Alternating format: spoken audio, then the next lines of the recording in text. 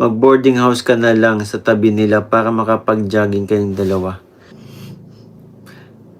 Mas mabuti pang tumira na lang sa kanila.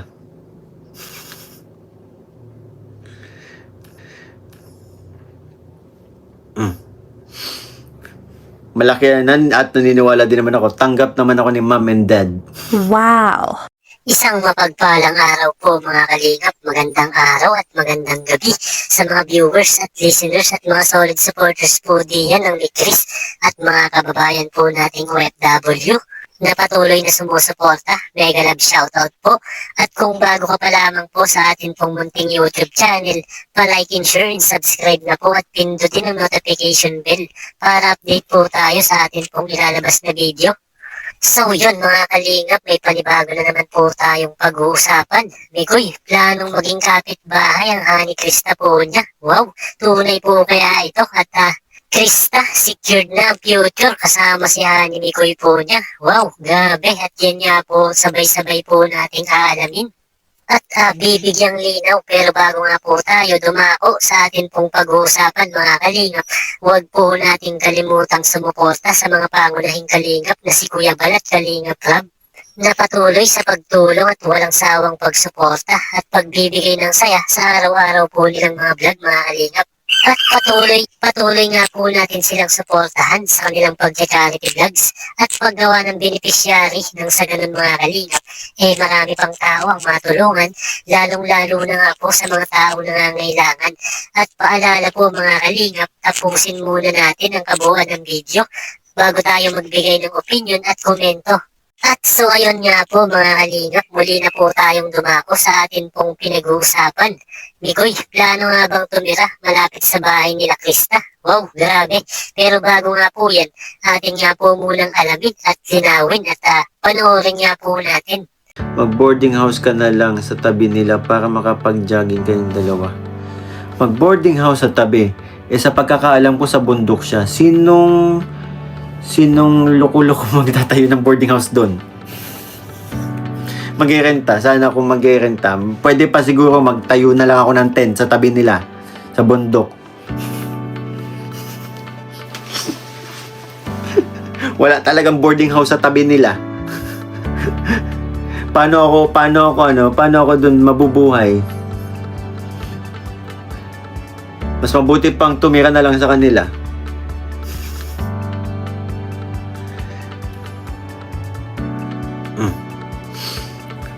Malaki yan at naniniwala din naman ako. Tanggap naman ako ni mom and dad.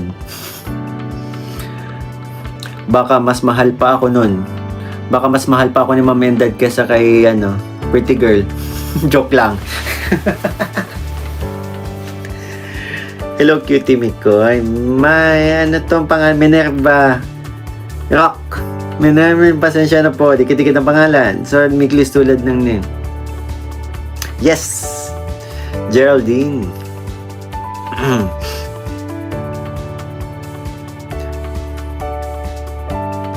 Shoutout po Evangeline Team Mireza. Yon. Okay lang po. Pwede ka, hello Mikoy, pwede ka mag-artista. Ay, pasok po ako sa pag-artista. Grabe naman, salamat po.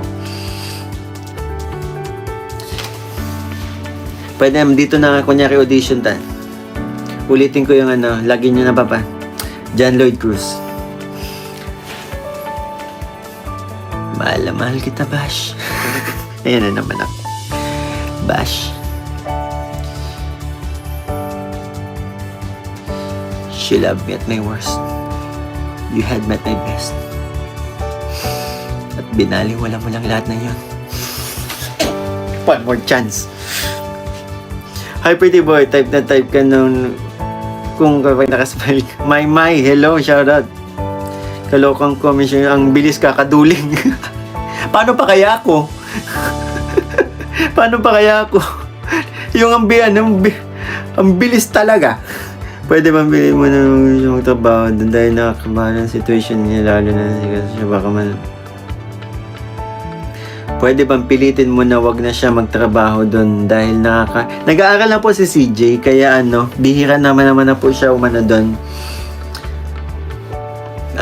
Bihira na po siya. Yun. Nag-aaral na po kasi si CJ.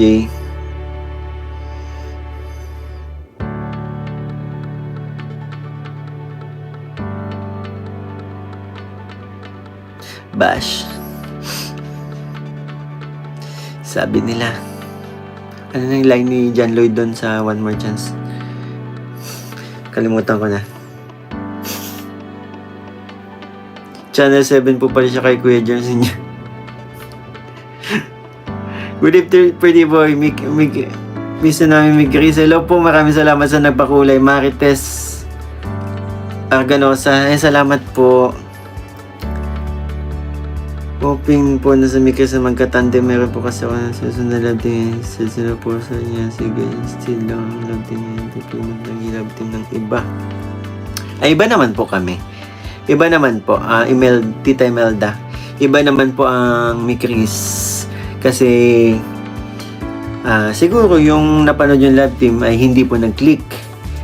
Or may hinahanap na iba, 'di ba? Or may gano'n naman po kasi pag hindi na gano'n, tinatry isubok po. And alam nyo naman po ang purpose ng kung bakit nagkaroon ng love team and tandem. Para din po yun sa mga beneficiaries ng Kalinga po.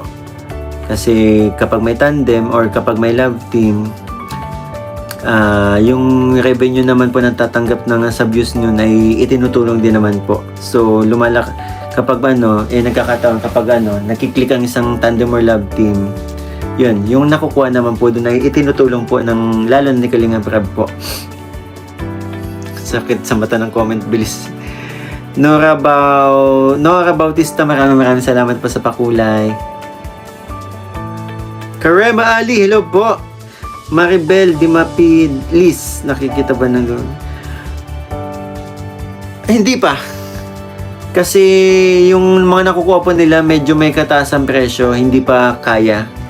And naghahanap kami doon ayon sa budget po. Yung tamang may dagdag lang.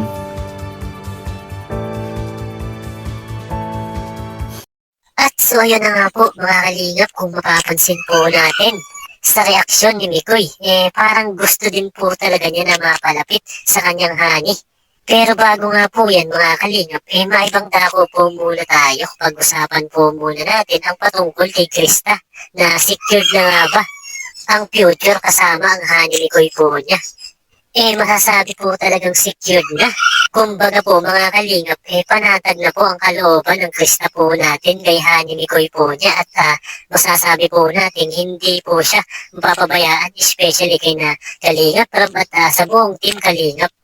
At masasabi po nating maganda ang opportunity ang pagpasok po ni Krista sa Kalingap at meron po talagang patutunguhan ang buhay po niya. At unti-unti po talaga na matutupad po ang mga pangarap po niya. At lalo pa po ngayon na nag-aaral pa po siya na kinakailangan po talaga ng mga pinansyal at masasabi po natin na mapalad po niya na isa po siya sa mga naging beneficiary po ni Kalinga Prab. At mga ibang dako naman po tayo, pag-usapan na po natin muli ang patungkol naman nga po sa Mikres. At kung mapapansin po natin, kung gugustuhin naman nga po ni Mikoy na maging kalapit, wala naman nga pong problema. At ang magiging problema nga lang po, mahihirapan po sila. At gano'n nga po na napakalayo nga daw po sa kabihasnan ng tahanan po ni Krista. At sabi nga po ni Mikoy, kalma nga lang daw po tayo at hinahanapan na po ng mapagbabahayan ni Krista kasama po ang kanyang magulang. Nang sa ganun niya mga kalingap, hindi na po mahirapan at lalo pa po ngayon na nag-aaral pa po si Krista.